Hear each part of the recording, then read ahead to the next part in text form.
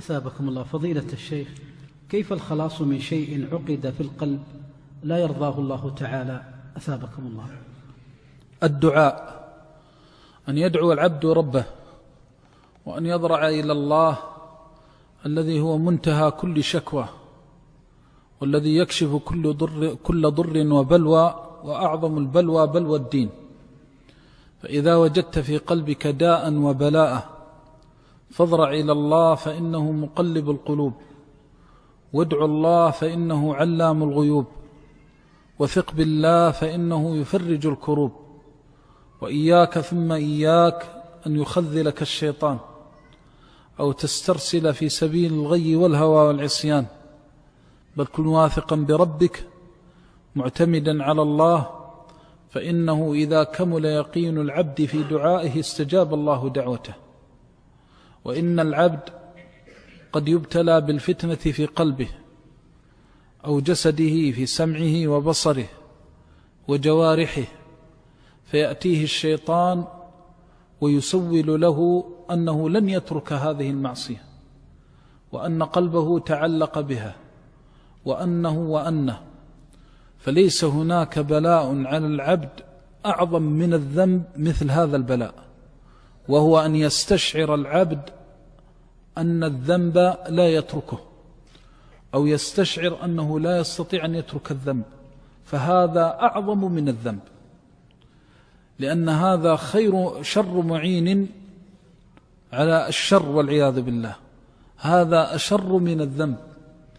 ولذلك أصدق الناس من علامة صدق العبد في عبوديته لله أن يبتلى بالذنب ويتعلق به قلبه، وإذا به عنده يقين أن الله قادر على أن ينجيه من هذا البلاء في طرفة عين، بل في أقل من ذلك.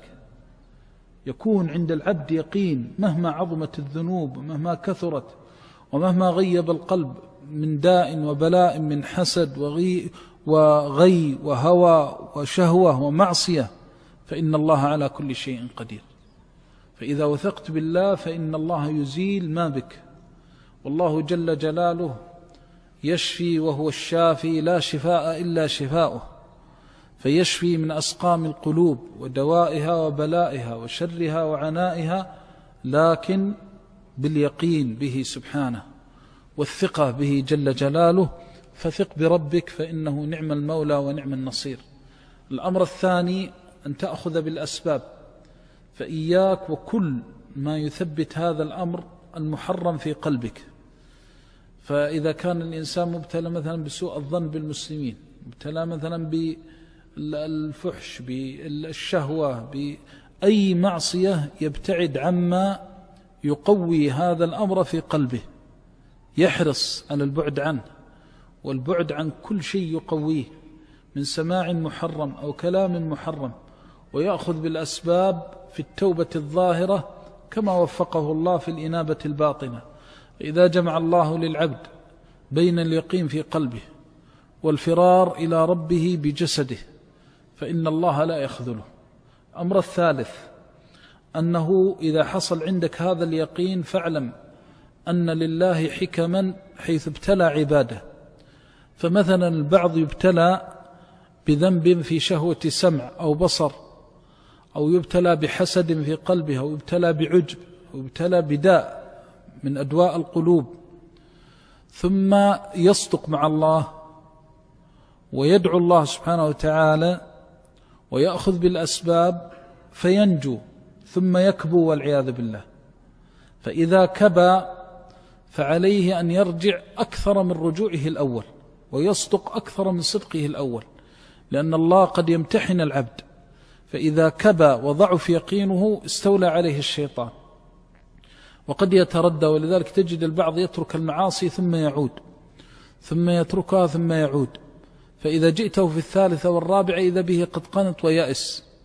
لكن من الناس، وهذا مشاهد ومجرب وكثير من أخبر به وهو معلوم من سنن الله، من يكبو ثم يقوم، ثم يكبو ثم يقوم، ثم يكبو ثم يقوم، ولا يزال يستصرخ ربه، ولا يزال متعلقا بربه، وتتكرر عليه، وهذا هو العبد المفتتن التواب الذي يحبه ربه، لأنه من قوة يقينه وإيمانه أن الله يحب التوابين ما خاب ظنه في الله.